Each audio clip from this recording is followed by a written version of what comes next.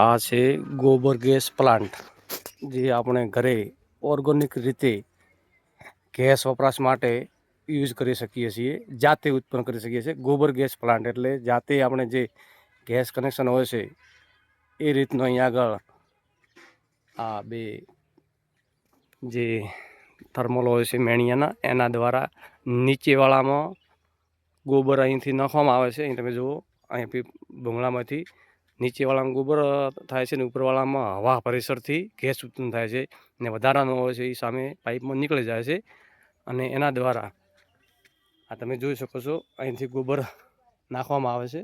આ પીપળામાં છાણ પડ્યું છે ને આ કનેક્શન છે. અહીંથી ગેસ ઉત્પન્ન થઈ ને આ રીતનું અહીંયા કનેક્શન થઈ અને આપણે ઘર વપરાશમાં આનું ઉત્પન્ન કરી શકીએ છીએ.